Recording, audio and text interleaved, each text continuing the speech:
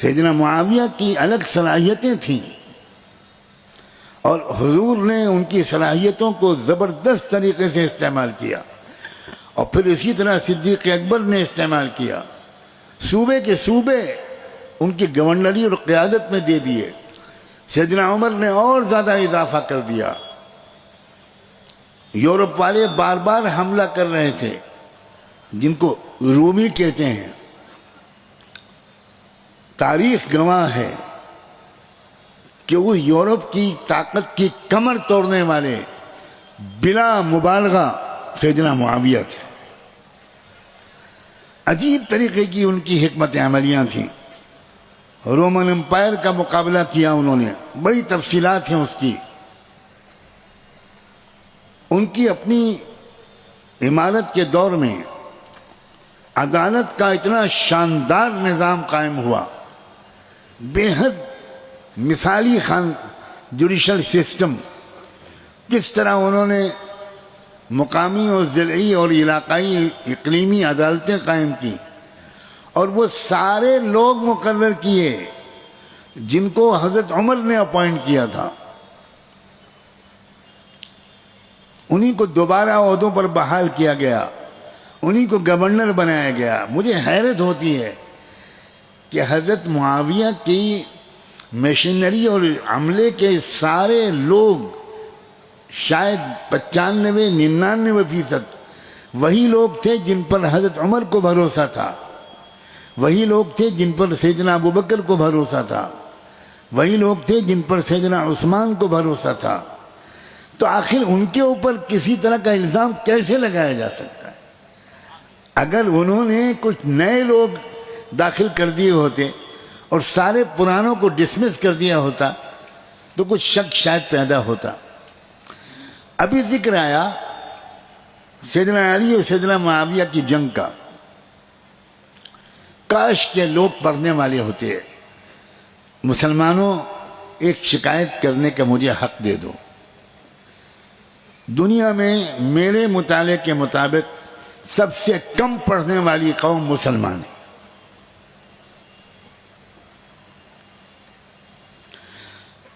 وقت نہیں ہے ورنہ میں پوچھتا کہ آپ میں سے کتنے لوگ کسی لائبریری کے ممبر ہیں۔ دین کا عجیب تصور ہے۔ وہ امت جس کی تربیت کا آغاز پڑھنے کے حکم سے ہوا تھا، وہی امت دنیا میں سب سے کم پڑھنے والی قوم ہے۔ یہ سیدنا علی اور حضرت معاویہ کا جھگڑا یہ باقاعدہ یہودی سازش کے ذریعے سے ہوا تھا۔ پورے ثبوت ہیں اس کے، نام تک آ گئے ہیں ان سازشیوں کے۔ علماء نے ہزاروں صفحات پر تحقیق کر کے کتابیں لکھ دی ہیں، لیکن مسلمانوں نے قسم کھا رکھی ہے کہ ہم کو نہیں پڑھنا۔ یہ کتابیں علماء کس کے لیے لکھ رہے ہیں؟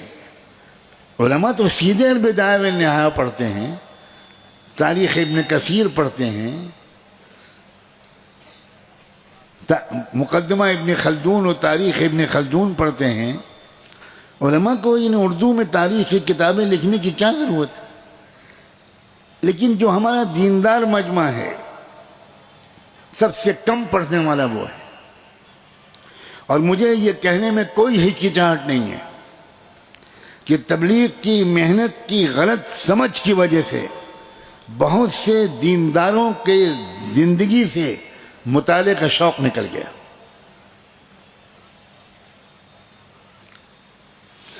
ساری تفصیلات موجود ہیں، کہاں سیدنا علی اور معاویہ کو لڑانے کی سازش ہوئی، رومن امپائر کا جو شکست کھا چکی تھی اور بھاگتا پھر رہا تھا رومی بزنطی بادشاہ۔ نہ جانے کتنی چیزیں میری ڈائری میں نوٹ ہیں، کہاں کہاں وہ بھاگا ہے اپنی فوج کو لے کر۔ حضرت معاویہ نے کس کس طرح اس کا تعاقب کیا ہے، سمندر میں تعاقب کیا، پہاڑوں میں تعاقب کیا، جنگلوں میں تعاقب کیا۔ یورپ کی اتنی بڑی فوج بری طرح شکست کھائی، اس کے بعد یہودیوں اور ایرانیوں نے مل کر، مجوسیوں نے مل کر، جس مجوسی طاقت نے سیدنا عمر کو شہید کیا تھا، انہوں نے یہودیوں کی مدد لے کر مسلمانوں میں پھوٹ ڈالنے کی کوشش کی، جیسے کہ آج بہت سی فسطائی طاقتیں ہمارے درمیان 24 گھنٹے پھوٹ ڈالنے کے لیے سرگرم عمل ہیں۔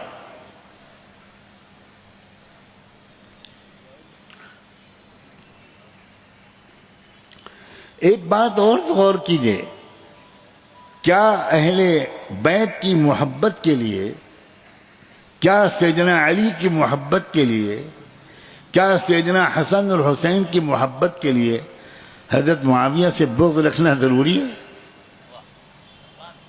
عجیب غریب تماشا ہے۔ یعنی ہمیں صحابہ اور اہل بیت میں سے ایک کو چننا ہوگا۔ عجیب و غریب جہالت ہے یہ۔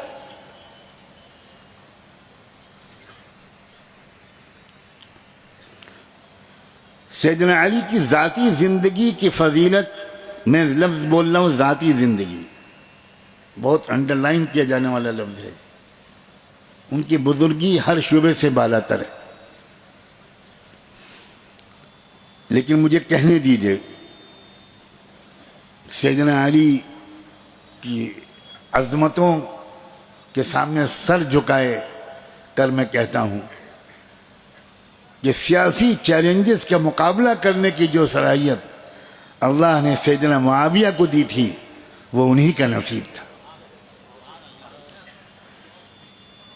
ایک ہوتا ہے طریق ولایت، ایک ہوتا ہے طریق نبوت۔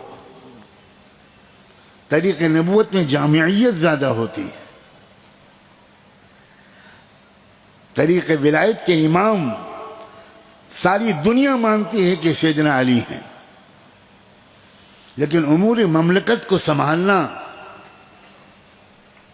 یہ الگ صلاحیت ہے۔ اور میں اس لیے یہ بات یہاں پر کہہ رہا ہوں کہ علماء کی خدمت میں احترام کے ساتھ یہ عرض کرنا چاہتا ہوں کہ اپنے نمازیوں، عام مسلمانوں کو ایک ڈنڈے سے مت ہانکیے۔ جس کی جو صلاحیت ہے وہ ادھر اس صلاحیت کی قدر کیجئے۔